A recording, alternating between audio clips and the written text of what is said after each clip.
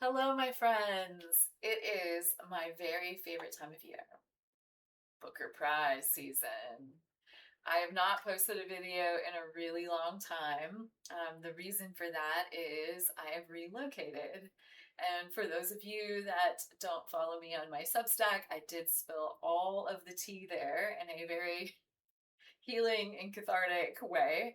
I recently went through sort of a surprise divorce. And I am super grateful to have this wonderful new home and this beautiful library to land in. I definitely have the very best friends and family that anyone could ever hope for, and I'm really grateful. And so this has become my new favorite room in the house, and it's settled and ready to go just in time for my very favorite time of year, which is the Booker Prize. And they just released the long list, and so I thought I'd talk a little bit about the Booker bracket, which I'm gonna put out today, either today or tomorrow, depends on what the rest of the evening looks like. I've got a really wild evening planned of unpacking some more boxes and cleaning, Anyway, so yeah, to start with, I do want to talk a little bit about what happened last year. So, the Booker Prize is my favorite prize of all time. They very consistently, in my opinion, and of course, this is totally subjective, choose books that I think are gonna stand the test of time. I do not read really a whole lot outside of classics, to be honest with you. The exception for that, I make a big shift this time of year for the Booker Prize. So, the first year that I did the bracket, I'd followed the prize off and on for a couple of years, but I thought it would be fun to do like a fantasy football style bracket. And the first year that I did it, I picked the winner, and it was so much fun, and I was so excited about it. I actually cried when they announced the winner. It doesn't take much for me. Anyways, and then the next year, y'all, it was a must for me. I was so disappointed. I think I started DNF'd three of the books. I just spit. Um, this is a one take video. You're getting what you're getting. It's unfiltered. Um, I was just really disappointed. The Booker it's difficult to be a person excited about and putting out any kind of content. I don't content produce, like it's something I do for fun. It's a little side hobby, which is a good thing because here in the United States, to, to put out content about the Booker is like, I don't know, you're like a little behind the eight ball all the time. A lot of times the problem is the books that are on the list are not very buzzy in the United States. They are sometimes not even published in the United States, which was a huge problem last year. One of the books on the list, and one that was talked about a lot as being a potential winner, wasn't going to be published in the US until after the prize was announced. They did a much better job this year with that. So thanks to the publishers who are getting it out for us here in the United States. I am super grateful. But again, I put out this content just for funs and shenanigans, not because I think that like gonna get anywhere with it. So that being said, I am far more excited about this year's list, and I will tell you why. So, first off, the chair of this year's Booker judge panel is Mary Beard, who is a classicist. Guys, my love of the classics and my love of like the Iliad, the Odyssey, like any of that, like, oh God, the Greeks. I could go on forever. I was really excited about how buzzy the Odyssey was this year. I'm getting off topic. Anyway, I had high hopes because I had implicit trust in Mary Beard's taste. And then there's some really cool, there's a poet, there's a musician, there's a critic. Um, there's some really cool names on that list. Poets, in my experience, that every time I've written, giving myself an upgrade, every time I've read a memoir written by a poet, I'm blown away by the word choice, um, and the sentence structure. I am very hopeful for this year's list. So, without further ado, the list was put out a couple days ago. I, of course, had it up and ready to go, while I was brushing my teeth in the morning, super excited to see it. I didn't recognize any of the books, which is not a huge surprise. Again, primarily a classics reader. I did recognize Elizabeth Strout as an author. I did recognize Douglas Stewart as an author. Those two they put out Buzzy books in the United States, so it wasn't super like, oh, who are they? Everybody else was kind of to me, like, I don't know who this person is, can't wait to find out.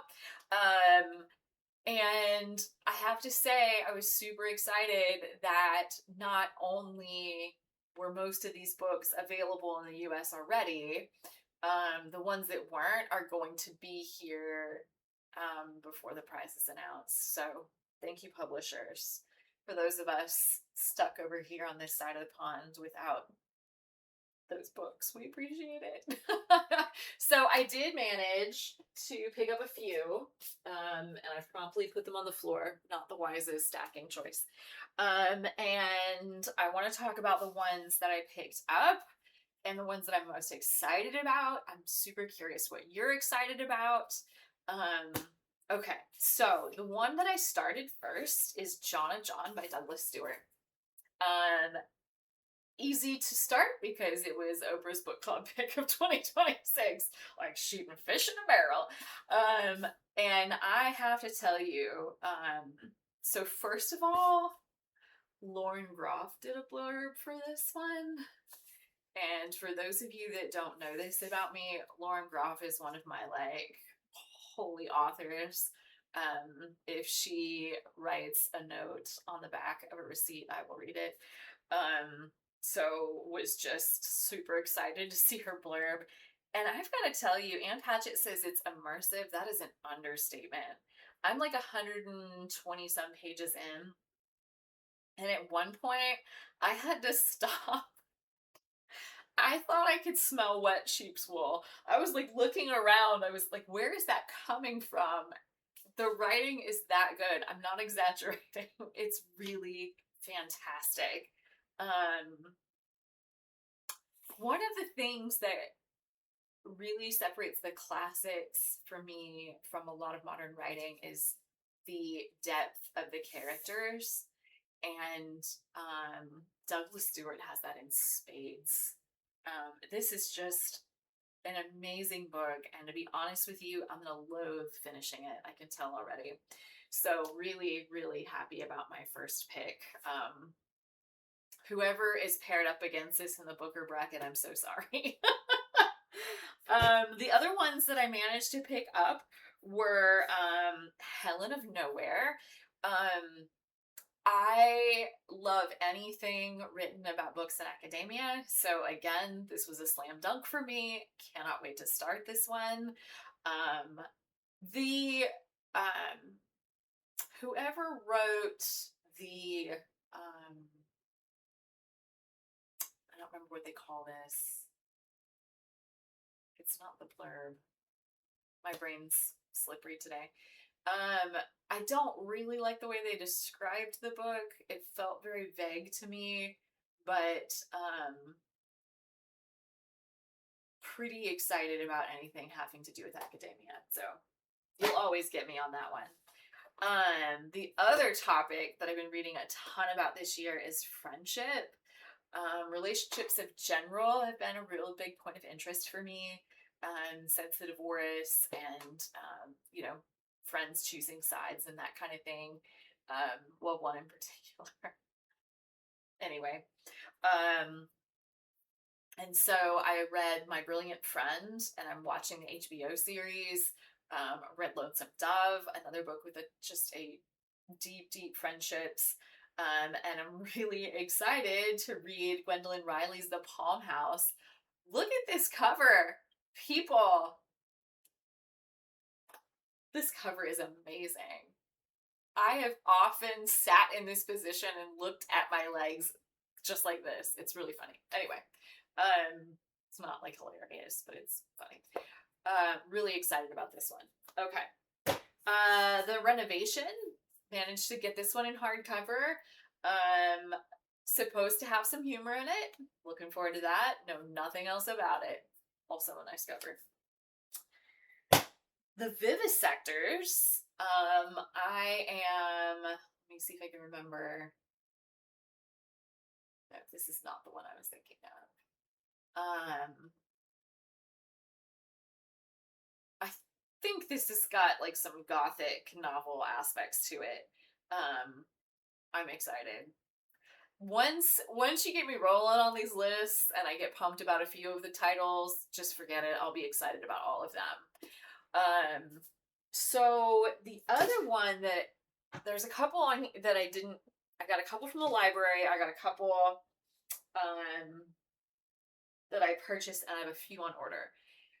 One that I am super, super pumped about is The End of Everything.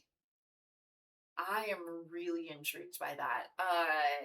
So that's going to be, from what I'm hearing, kind of a dystopian sci-fi sort of thing. I love it when there's some cross-genre action on the Booker Prize list. There was one 2 years ago that was like had a mystery novel flavor to it, and it was just fire. Rachel Kushner's book. Oh my gosh, y'all. That was another one that like went on my shelf of like forever keepers. I'm gonna reread this. It's so good. There's an Elizabeth Strout on here. So I have lukewarm feelings towards her work so far, but from what I heard, this is a standalone. So, her character, I want to say Olive, I could be wrong. She's written several books with a particular character in it, and the character is really well written, really well written. But the books themselves just felt a little lukewarm for me. I mean, they're good. She's a good writer, no doubt about it. So I'm really pumped to see this. I'm more excited to give her a chance, really. So there's also a few on here that are just like really out of left field for me. Black Bag, Switzy, The Shadow of the Object, the May We Feed the King, All Them Dogs. Those are all kind of like, I don't know anything about them, so I'm not going to blather about it. But yeah, I'm really looking forward to it. I should have the bracket itself up here shortly on the Substack for you to use. It is nothing fancy, my friends. So if you have these like high hopes that I'm gonna post this like cool PDF, don't get excited. I'm not very tech savvy. It was just something that I put together on Microsoft Word that I fill in every year. So feel free to use it or to make something fancy. And if you make something fancy, post it so the rest of us can use it. Don't be greedy. All right, love bugs. Well, I'm going to let you go. I have some warm buttermilk sourdough blueberry lemon scones I've been trying not to eat all of, rather unsuccessfully, that are calling my name. So I'm going to head out, but I love you lots, and it's good to be back doing this with you. So happy reading and take the very best care. Remember, you're super important.